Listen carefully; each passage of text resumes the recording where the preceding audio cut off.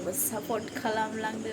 मालायफ्रा फेमास जादों आं मानो जानो रोङा छोटी बच्ची हो क्या समझ नहीं आता कि साथ hello guys welcome back to my YouTube channel आंनि निसा सरगियारि यूट्यूब चैनलाव नोंथांमोनखौ गासैखौबो आंनि गोसो गोरबोजों बरायनाय बावहरनाय थाबाय आरो भिडिअखौ नायगोन आरो अनसायना लागोन होननानै मिजिंथिबाय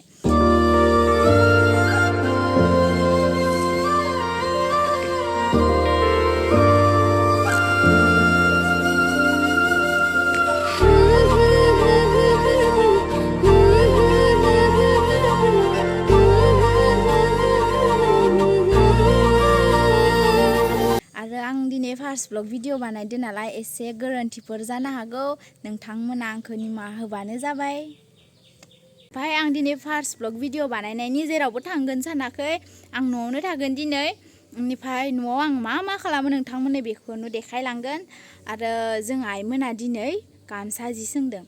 बेखौनो नोंथांमोननो एसे देखायनोसै दे लोगोफोर गाज्रि मोननाङा जेरावबो बेरायनो मोनाखै गरमथारबो आरो बेनिखायनो न'आव थानानै आं मा खालामो बेखौनो नोंथांमोननो देखायलांगोन नायलांबाय थादो लोगोफोर आंबो दसे सोंहैनोसै आइमोनदो नोंथांमोना नायलांबाय थादो आंनि जि सोंनायखौ आं एफाग्राब रोङा ओमफ्राय आङो होमबाबो इसोरजों सोलोंजानोसै नै आइमोना खावसे सोंखांखाबायमोन बेनिफ्राय दा जोंहानि आइया गैया ओंखाम जानो थांदो बेनिफ्राय बै आइ सासे दंना बेजोंनो आं दा एसे सोलोंजानोसै नोंथांमोना नायलांबाय था आंनि सोंनायखौ आं बारा मोजां रोङा बाबा आइनिफ्राय सोलोंनानै लागोन नोंथांमोना नायलांबाय थादो नङा होमबा आंनि भिडिअखौ नायबाय थादो लोगोफोर सोंनोसै नै आङो नायबाय थादो दे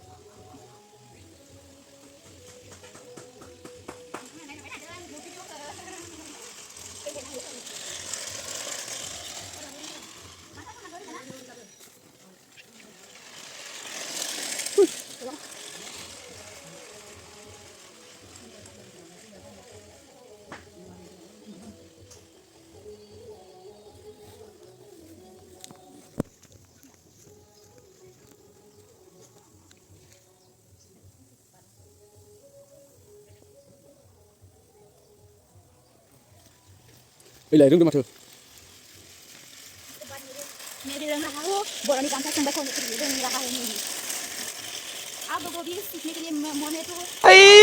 मारो मुझे मारो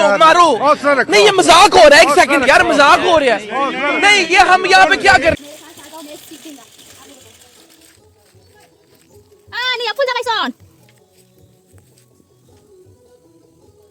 नै लोगोफोर जों दा पानिपुरि जानो नागिरबाय गरमनि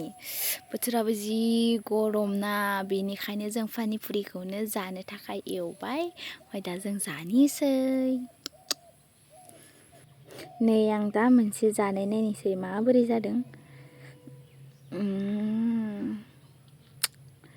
टेस्टि याम्मी जानोलाय बिराद गाहाम जादोंमोन खिन्थु आं आलुआव थाव होनानै लाबायना बाय थाव गोथां मोनामनाय मोनदो होमबाबो जाबाय जों मोनामबाबो उपाय गैला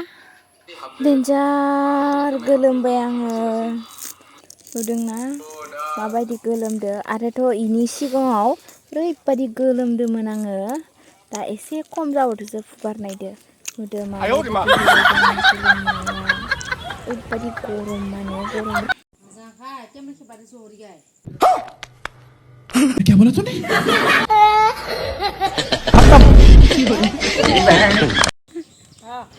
लोगोफोर आं भिडिअखौ एसेयावनो दोनथ'नोसै नेक्स्ट भिडिअ लोगो मोनफिनगोन आंनि भिडिअखौ मा सानांखो कमेन्टआव खिन्थाहरबानो जाबाय बाय बाय मैं कल पूरा हिंदी से बोलेगा कि अरे मुझे चक्कर आने लग गया अब अरे मैं लड़की चले मैं ब्लॉग वीडियो बना रहा हूँ आप लोग मेरा वीडियो टेक्टर जाना नहीं है तो तेरा मुंह फाड़ दूंगा मैं चम्मच लगे तेरे को नहीं मैं तो हिंदी का थोड़ा सा भी नहीं जानता है फिर भी मैं हिंदी बोलने की कोशिश करेगा आप लोग करो नहीं लेकिन एक सेकंड नहीं मैं नहीं मानता